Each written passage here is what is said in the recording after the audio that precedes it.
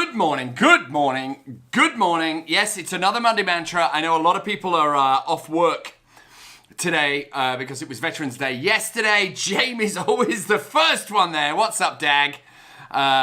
Good morning, everyone. People streaming on Instagram. Hello. Lot to go through. I always have a lot to go through, and I just can't help it. I always say that, but there is a lot to go through. Peter, what exactly is a financial enema? Well, with enemas like you, who needs friends? No, had to get that one out there. So, a financial enema, which, I'm sorry, late at night, it made perfect sense to me. Good morning, Jeff, what's up? It made perfect sense to me last night, but in all joking aside, a financial enema is this. It is the ability to look back upon what we have done this year, specifically what we have spent money on this year, what has worked, what has not worked, and then adjusting that strategy as we move forward. This is tracking your numbers, which is basic 101 for growing your business. It's how much did you allot to, postcards? How much did you allot to press? Advertising, how much did you allot to social media, how much did you allot to XYZ, and then I'm going to go over some tips because it is an ever-evolving market. It's an ever-evolving market which just continues to change, and what happens, and I'm going to touch on this later on, is as business professionals, as CEOs of small companies, which essentially, even if you work at another company but you are in charge of your own business, you are the CEO of a small company. So you are an entrepreneur, and this is basic stuff that will hopefully help you grow your business. Now, one thing so we're coming into the holidays now. I certainly don't slow down in the holidays, and I wouldn't expect anybody to slow down in the holidays. In fact, quite the opposite. I tend to actually rev it up during the holidays to make sure that I get in front of as many people as I possibly can. But I'm going to touch upon that in a different mantra. But this is the only time I will actually say use one of these things, okay? This is a pen, and I do occasionally like writing, so I treated myself to a lovely fountain pen. But what I would very, very strongly suggest that everyone watching here does is to take out a pen and paper, go back through if you haven't already made a record of this, go back through all of your credit card receipts and make a note of everything that you are spending on your business. Looks like a Cartier, it's not a Cartier. But I'm glad it looks like one. So, making a note of what we have allotted funds for is good morning, Britain. Good evening, Britain, rather. Nice, thanks for tuning in, David.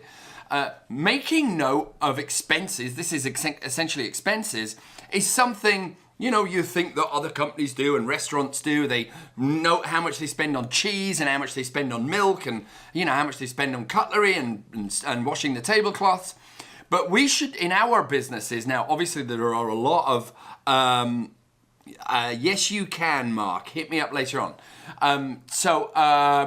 There are a lot of us here who kind of, we do our best, but we don't necessarily make copious notes. So if you have an accountant who does your books every year, ask them to put this together for you, which is you need expenses. How much have you spent on what for your real estate business or whatever business you're in, butcher, baker, candlestick maker?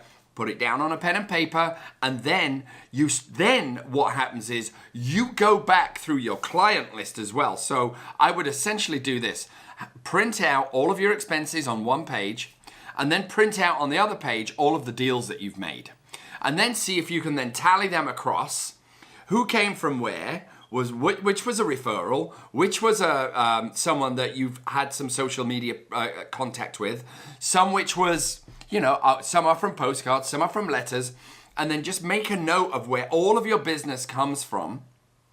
So, for example, if you're someone, and this is a totally legitimate way to find business, if you're someone that likes to go out and get in front of people and go to events and likes to take people out for dinner, one of my favorite things is taking past clients out because past clients are an endless source of referrals. Plus, I love hanging out with my past clients because I've got a really good relationship with pretty much all of them.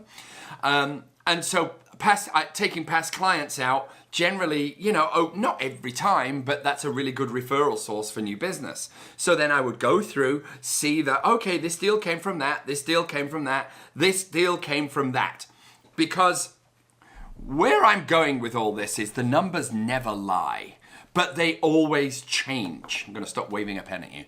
So the numbers never lie, but they always change. And the better word for change is evolve. This, ladies and gentlemen, is where you win. Because most people in business, certainly in real estate that I know, they tend to keep doing the same thing over and over and over and over again when it comes to spending until it stops working. What I challenge you guys to do is to actually see what's working and take some of the money from that and put it into strategies that you believe will work. I'm going to say that again because this is really important. So you take some of the money that you would allot for strategies that are working, and you take it and assign it to strategies that you believe will work. This is all about taking that leap of faith and trying to predict trends. Where is the market going? Where will it be in 6 months, in 12 months? And then the most important part of all of this is we got to call ourselves out on our shit, right? So for example, if we've deployed an awful lot of money into doing postcards and you've had no results, I don't care that the entire real estate industry says you need to do postcards. If you're not getting any results from postcards, stop doing it. Or if you're having to spend, you know, $3,000 to get a few phone calls, forget it. You can take that money and deploy it into strategies that are going to be more effective, that aren't necessarily saturated. But postcards and letters and door knocking and all that stuff, you know, it's in my opinion, it's just all so played out. So ladies and gentlemen, we got to call ourselves out on our shit, because I've said this before on the mantra, what we tend to do, and I'm not knocking anybody, is we go, well, it worked in 2014 and, you know, it's going to work in 2019. Well, it isn't going to work because the market always continues to evolve. I'm going to jump into some more stuff now. When we evolve, we win. When we don't evolve, we die. So there is a massive evolution occurring as we speak. I spoke about this in the mantra last week. The reset button has been hit. The reset button has absolutely been hit. The real estate industry will never be the same again. 2018 is really, I believe, the threshold where it completely transitions. And you know what I'm into. I'm into this. I'm into getting yourself out through written word, through audio, or through video. I'm going to say those three again because everybody's like, well, I don't want to do video. You don't have to do video. You just got to put out an entertaining, informational content. Written word, audio, or visual. Written word, audio, visual. That is your voice. I'm going to stop calling this social media. I'm going to start calling it social awareness. Because the point I want to make is this. Whether it's written word, audio, or visual, your clients are all here. Yet we keep spending thousands and thousands of dollars on maybes when you already have a captive audience. And what I want to challenge people to do is to carve out that time in 2019, go through the numbers like we just spoke about, see what's worked, see what hasn't worked. And what I would like to see you guys do is allot some of those funds for content. If you aren't great at creating content, right? You do have a voice. Every person out there has a voice. Maybe they're not confident to scream it down cameras like I am, and I wasn't in the beginning. But you can have someone help you with that voice. I talked about this last week, I think, Upwork.com. Upwork.com is full of freelancers, copywriters, photographers, videographers, video editors, graphic designers. There are 1 million people out there that you can pay on an hourly rate that is really an acceptable amount that will help you craft what your digital identity is. You've heard me say this a million times. If you don't have your own unique digital identity, I think it is a question of time before you are put out of business. Because when everybody looks the same, you blend in. And when you don't look the same, you stand out. So, for example, you know, in Los Angeles, I was going to talk about the fires, but I'm not going to talk about the fires because that's an awful situation that's going on, and God bless all those people. I know people who are right in the middle of it right now. Actually, I know someone who's got a couple of houses that are gone. But anyway, that's a whole different thing. The analogy I would like to talk about today is when there is an earthquake in Los Angeles, what does everybody do? Everybody runs, right? Everybody splits, property prices plummet, and people kind of run the other way. So when there is an earthquake in Los Angeles, I'm saying what I'm going to be doing is running out and buying every piece of property that I can put my hands on, right? That's dropped in price. So the point I'm making is we're in that earthquake in our industry, right? I was speaking in Detroit a couple of days ago. I'm seeing this message permeate the furthest, darkest corners of our industry now. I remember when I used to talk like this a couple of years ago, I spoke at the car conference, right, in Long Beach, and people looked at me like I was from the friggin' moon, right? They were like, what's he talking about? All this pixel this and, you know, Facebook that and Instagram what? You know, and they were looking at me like I'm bonkers, as we say in Britain. But now I can see every single face. I was in Detroit, which is, it's, you know, not middle America, but it represents the kind of heart of America. And even the oldest agents in the room were nodding about this message now. So it's just a question of time before it really gets saturated. And I'm here to tell you as a voice in this industry, out of 2.5 million agents right now, there's probably less than 50 that are doing really strong branded content.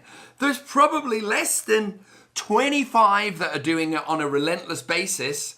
And so those numbers really stand out to me in an industry that is so utterly saturated with the same schmaltzy vanilla kind of horse shit that you see all over the place. There is a massive white space in this industry, and very few of us are taking advantage of that. Excuse me. And I think one of the reasons that people are not taking advantage of it is this. People don't like change. I happen to be one of those weirdos where I love it. I absolutely relish change. I'm a trend spotter, always have been. I love seeing where it's going. I'm a bit of a futurist, but generally, and especially in corporate America, people do not like change. They would rather just sit rigid until the walls come crumbling down. And so my challenge to you is, because change is inevitable, evolution is inevitable, and what I want everybody to do here is this, because I know it's very easy for me to get up here and rant, but you've gone through your numbers, you've seen what's working, right? This is your financial enema. You've seen what's working, right? So this is where it really, this is the mind of an entrepreneur, if I dare include myself in that.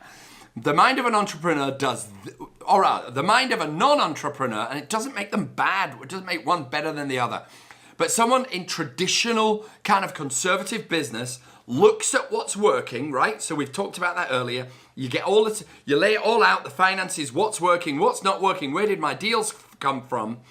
And generally speaking, people move their spend towards what has worked. And I can't blame them one bit for that. What I'm challenging all of you to do is to take some of that spend, and everybody needs to work out exactly what they want to spend per month on what. And you know me, I think a very large part of it should be social media, because it's underpriced, it's undervalued, and it's just such a powerful instrument. And deploy it into strategies that maybe make you a little bit sweaty in the palms. Like maybe you commit that you're going to be doing a podcast a month. Maybe you commit that you're going to be doing 3 written word articles a week with photographs. Maybe you commit to doing some live streams. Maybe you commit to whatever it is that you want to commit to, and you get that uneasy feeling in your stomach of, oh shit, what the hell am I going to talk about? And there's a whole plethora. Look for other people that are talking, get inspiration from them, and then you can start creating your pieces. Because what I want to absolutely implore in everybody who's watching this is, let's face the new year, right? Because it's around the corner. It's Thanksgiving next week. People start the new year with this. There are two ways to start it. Number one, I can't wait to get cracking. I can't wait to kind of have at it. Can't wait to get my teeth into it. And then the other way is, oh shit, here we go again. So I am imploring, challenging everyone here to start the new year based upon faith, right? Looking at your numbers, taking a section of that money, allotting it towards strategies that you have not necessarily deployed as much as you would like to, in the faith that they will work. Because ladies and gentlemen, I will tell you this, the evolution of business is this. It never stays the same, it keeps moving. And so what we want to try and do as real estate agents is at least try and have a good college try at predicting where it's going to go. And I can tell you this to my very bones. Social media marketing and your digital identity are only going to become more important. If you start not focusing some of your spend on this, you're going to turn around in 5 years and go, shit, I wish I'd advertised 5 years ago. I can't afford it now. So the last reason is this. There is absolutely nothing to fear. Most people who are watching this in the United States or in a country where they've had a great meal, they've got a roof over their head, and even if it doesn't work out in real estate, chances are they're going to get another job. So what does that mean? It means if we are all flourishing entrepreneurs, we have already won. There is no reason for fear, because even if we get it absolutely wrong and it all goes belly up, we live in a fabulous country where we can have another crack at something else. So for me, that is why fear does not exist in my life, because if I end up driving a bus in Long Beach, a school bus in Long Beach, you know what? I'm still happy with that. I really am still happy with that, because I'd still living in California. I still have my kids and my wife. I still have this lovely country that I adore, which is I'm now a citizen of, and I'd still have a job. So I've got no fear and nothing to lose. So with that, ladies and gentlemen, hopefully you got something out of it. Financial enema is over, and I will look forward to seeing you all again next week. Thank you so much for tuning in. I love starting my week like this. It is coming up to holiday season. I'm going to do a special mantra on that next week and how to kind of capture business through it. But ladies and gentlemen, thank you so much for your attention, and I will look forward to seeing you all again next week. Until then, I will see you later. Adios.